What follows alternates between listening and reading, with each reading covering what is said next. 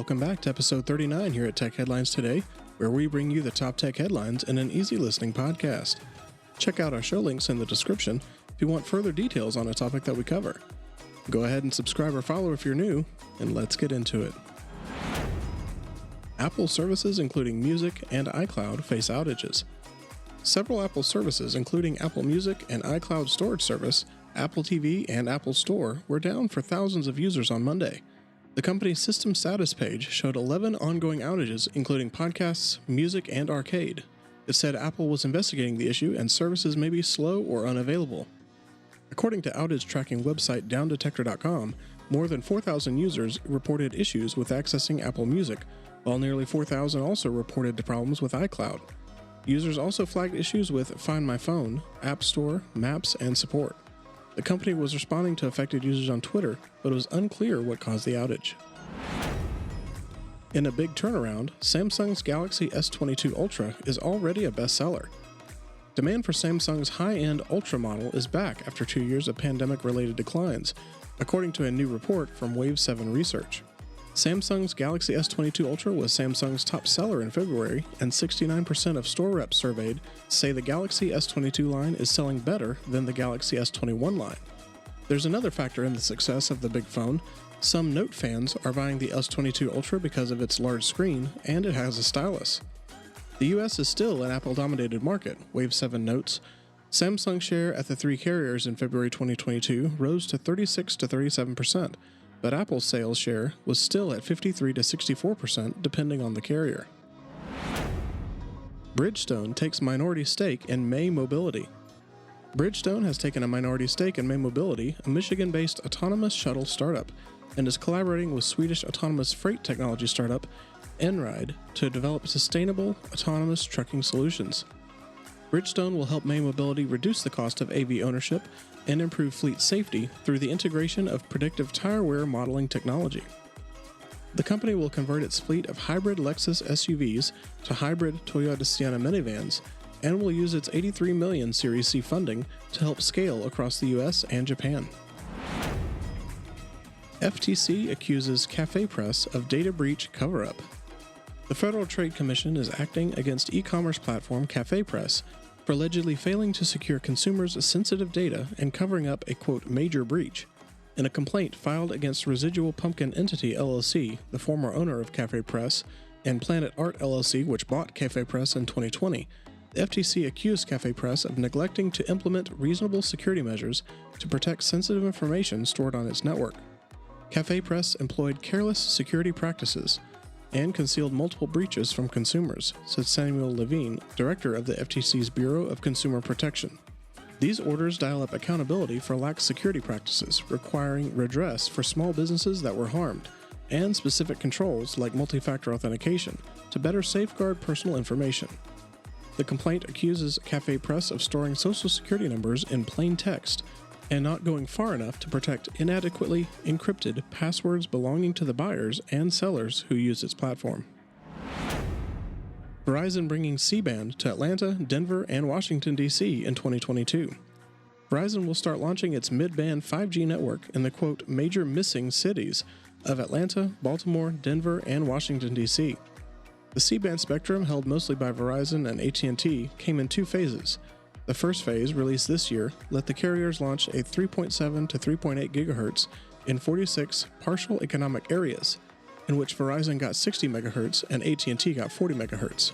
Those areas most notably exclude Denver, Atlanta, and the Washington-Baltimore area, because those regions have concentrations of satellite ground stations, and the satellite firms said they need more time to shift technology there.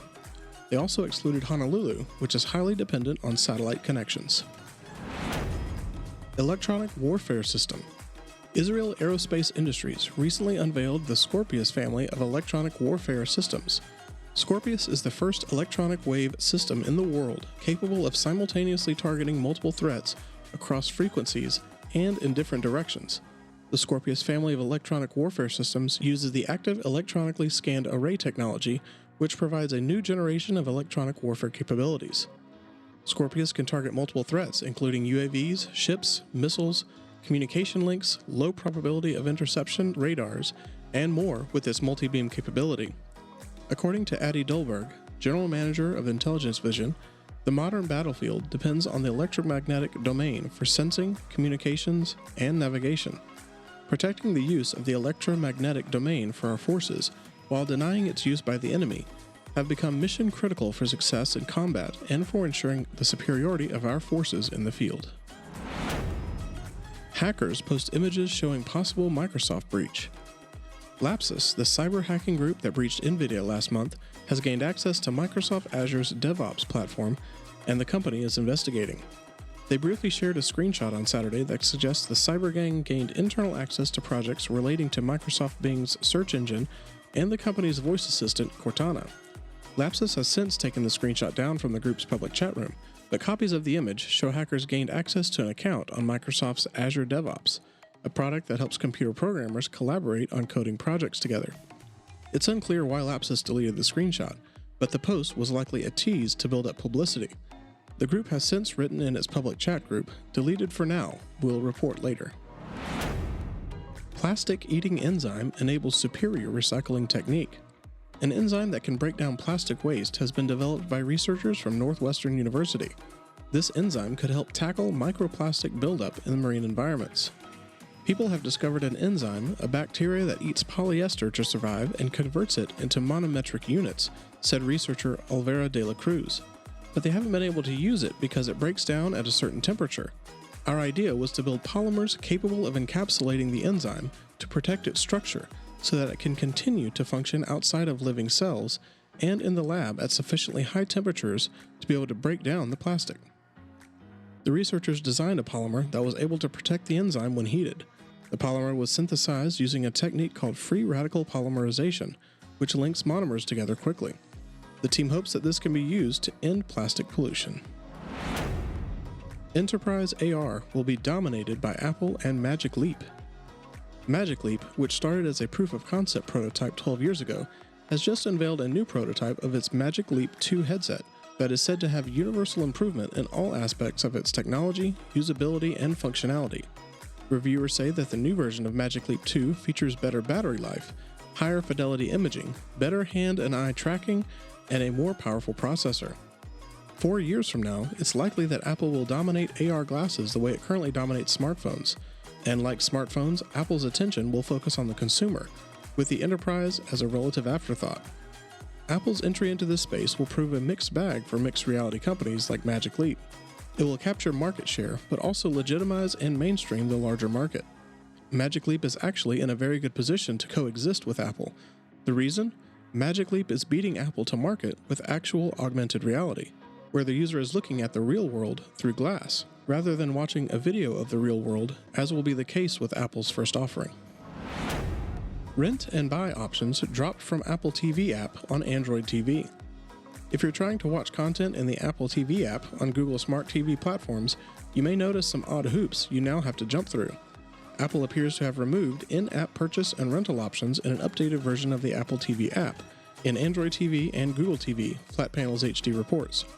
Where the app would have previously displayed a rent or buy button for iTunes movies and shows, it now displays a button labeled How to Watch, which explains that users can make the rental or purchase through the Apple TV app on their iPhone or iPad, or, quote, other streaming devices. The option to subscribe to Apple TV Plus has also been removed, The Verge notes. While the change prevents users from making payments to rent or purchase the affected content, it doesn't prevent users from viewing it after renting or buying it. So content that has previously been paid for, or that has been paid for using the Apple TV app on a different platform, can still be viewed in the Apple TV app on Google TV and Android TV devices. Apple hasn't provided an explanation as to why this capability has been removed, but the likely culprit is the cut Apple would have to give Google for in-app purchases, and not a technological limitation, as the capability was previously present. And that's a wrap for this episode of THT. Let us know what you thought of the episode by leaving a comment on one of our socials, and go ahead and share the episode while you're at it.